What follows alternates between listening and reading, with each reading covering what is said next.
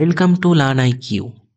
আজকে আমি তোমাদের ডেসক্রিপটিভ রাইটিং এর যে সব থেকে টাফ এবং সব থেকে যে তোমাদের মধ্যে বিস্তর ভয়ের যে বিষয়টা, যে প্রেসি রাইটিং, সারাংশ বা সার সংক্ষেপ, এইটা নিয়ে কিন্তু তোমাদের অনেকেরই খুব ভয় ভীতি থাকে যে কেমন লিখবো, কি প্যাটার্নে লিখবো, কিভাবে লিখলে নম্বরটা ভালো হবে।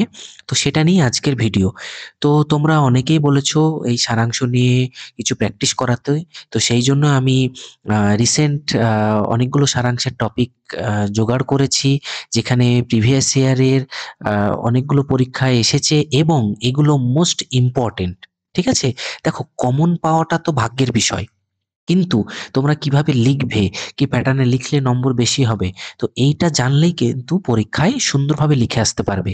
আর এই সারাংশই কিন্তু আর তোমাদের আর পাঁচটা ছেলের থেকে কিভাবে তুমি আলাদা, এটাই নির্বাচন করে দেবে। হ্যাঁ, তো প্রথমে আমি দেখো এরকম একটি বিষয় হয়তো তোমাকে দিয়ে দিল, সারাংশের কিছু টপিক দিয়ে দিল, আর এখানে মান মানে কত নম্বর। যদি পিএসসি ক্লার্কশিপে থাকে তাহলে 15 নম্বর থাকে সারাংশ। তো অন্যান্য পরীক্ষায় স্টাফ সিলেকশন বলো বা সিজিএল বলো বা অন্যান্য এক্সামে মিসলেনিয়াসে এর কিন্তু নম্বরটা আলাদা থাকে, ডাব্লিউবিসিএসও আলাদা আছে, কিন্তু পিএসসি ক্লার্কশিপের মান 15।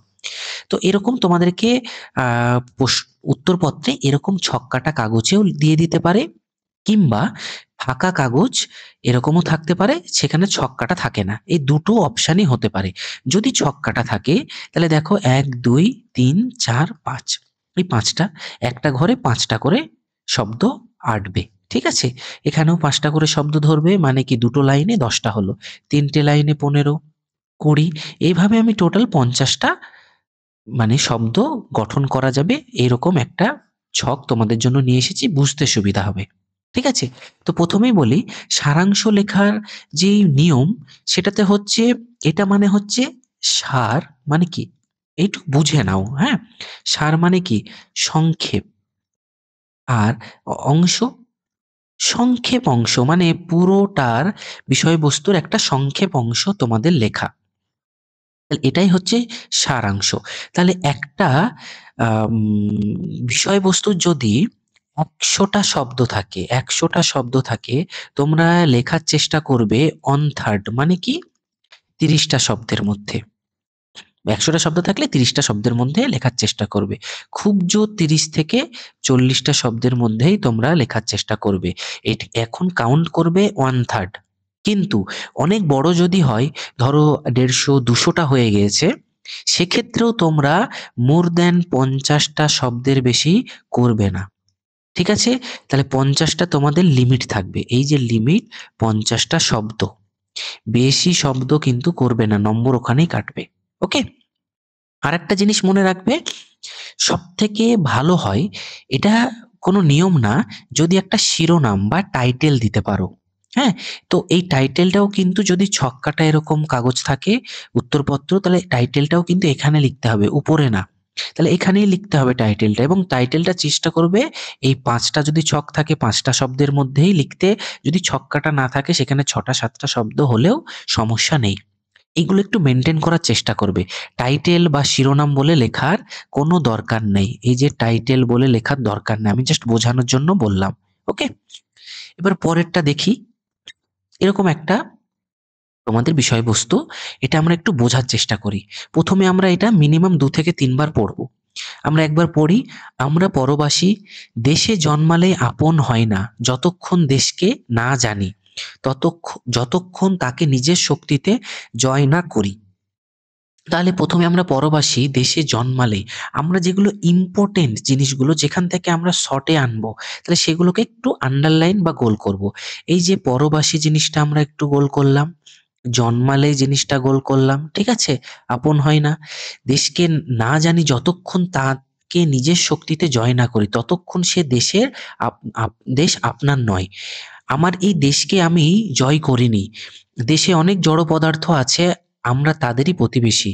দেশ যেমন এইসব বস্তুপিণ্ডের নয়, দেশ তেমনি আমাদেরও নয়। এরাই, এরই নাম জড়ত্ব, একেই বলে মোহ। এই মোহটাকে আন্ডারলাইন করলাম। এই মহা বিভূত সেই তো চিরপ্রবাসী, মানে মোহর আড়ালে যে থাকে সেই তো চিরপ্রবাসী। হ্যাঁ, চিরপ্রবাসীটাকেও একটু আন্ডারলাইন করলাম। সে জানে যে জানে না সে কোথায় আছে, সে জানে না তার সত্য সম্বন্ধ কার সঙ্গে। এই যে সত্য সম্বন্ধ, এটাও একটু গোল করলাম। বাহিরের সহায়তার দ্বারা নিজের সত্য বস্তু কখনোই পাওয়া যায় না। এই সত্য বস্তু আর সত্য সম্বন্ধ একই জিনিস। আমার দেশ আর কেউ আমাকে দিতে পারে না। নিজের সমস্ত ধন জন প্রাণ নিয়ে দেশকে যখন আপন বলে জানতে পারবো, তখনই সে দেশ আমার স্বদেশ হবে। স্বদেশটা গোল করলাম। আর এখানে নিজের সমস্ত ধন জন প্রাণ, এইটা গোল করলাম। ঠিক আছে, এখানে আপনটা গোল করলাম।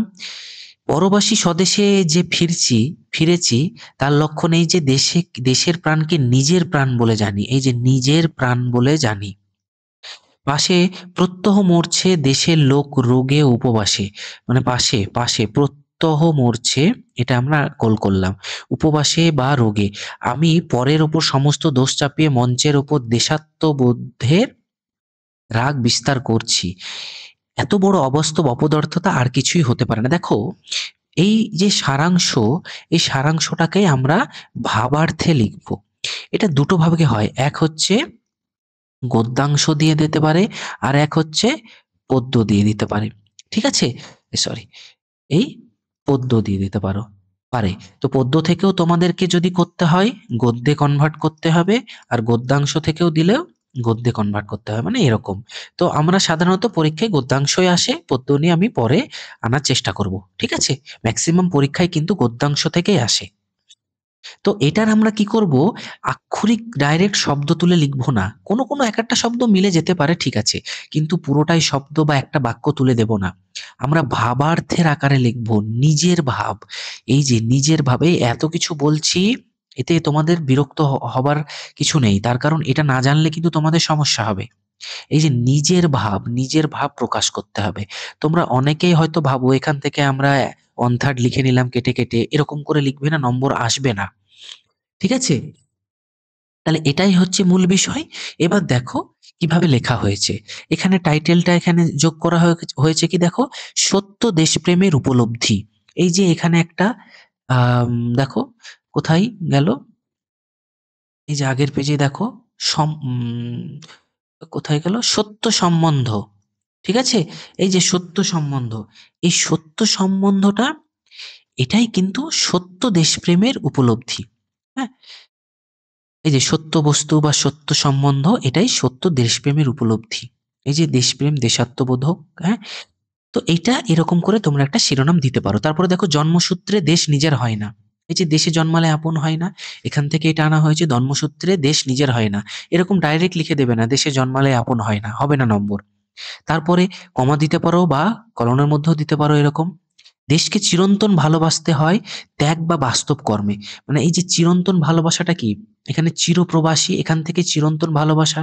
এই যে আগের লাইনে আমরা আন্ডারলাইন করেছি, মোহ ত্যাগ করতে হবে, চিরপ্রবাসী সত্য সম্বন্ধ। এখান থেকে কি, এই যে ত্যাগ, মোহ থেকেই ত্যাগ এসেছে, এবং বাস্তব কর্মে দেশের মানুষ ও তাদের দুঃখ কষ্টকে নিজের বলে অনুভব করাই হচ্ছে প্রকৃত দেশপ্রেম। এই যে এখানে আমরা আগের পেজে দেখো, নিজের প্রাণ, এই যে নিজের প্রাণ, এই যে ধন জন প্রাণ, এটাকে ত্যাগ করা। ত্যাগ করাই মানে কি, এই যে এখানে লিখেছি ত্যাগ। তো এটা ত্যাগ করে কি, দায়িত্ব ও এই নিজের দুঃখ কষ্টকে নিজের বলে অনুভব করা। তাহলে এই সমস্তকে যখন আমরা ত্যাগ করতে পারবো, শুধু কথাই দেশাত্মবোধক না, মানে এই যে সমস্ত দোষ চাপিয়ে দিয়ে চাপিয়ে মঞ্চের উপর দেশাত্মবোধকের রাগ বিস্তার, তাহলে শুধু কথাই দেশাত্মবোধক না, ত্যাগ ও দায়িত্ব মানবতার মধ্যেই স্বদেশবোধের সত্য পরিচয়। এই যে স্বদেশ আমরা একটা গোল করেছিলাম। তাহলে এই যে বিষয়টা তোমাদের কিন্তু একটু মাথায় রাখতে হবে, এটা নিজের ভাবে তোমাকে এটাই লিখতে হবে, তার কোনো ব্যাপার না। তোমরা জিনিসটা বুঝে গেলে তোমরা নিজের ভাষায় সুন্দর সহজ শব্দে লেখার চেষ্টা করবে। দেখো, এটা মোস্ট প্রবাবলি 40টা শব্দের মধ্যে হয়েছে। তাহলে এই 40টা শব্দের মধ্যে, এখানে 30 থেকে 40টা শব্দের মধ্যেই তোমরা লেখার চেষ্টা করবে, যদি 100টা থাকে। হ্যাঁ, অন থার্ড লেখার চেষ্টা করবে সব সময়, 50টা যেন ক্রস না করে। তো আশা করছি তোমাদের ভিডিওটি ভালো লেগেছে। ভালো লাগলে অবশ্যই চ্যানেলটিকে একটি লাইক করো, সাবস্ক্রাইব করো, বন্ধুদের সঙ্গে শেয়ার করো। এই হচ্ছে আমার টেলিগ্রাম গ্রুপ। বিভিন্ন আপডেট পেতে এই টেলিগ্রাম গ্রুপে জয়েন হতে পারো। আর অবশ্যই পাশে থেকো, এবং দেখো আগামীতে তোমাদের জন্য আরো গুরুত্বপূর্ণ সারসংক্ষেপ নিয়ে ভিডিও নিয়ে আসছি। Thank you.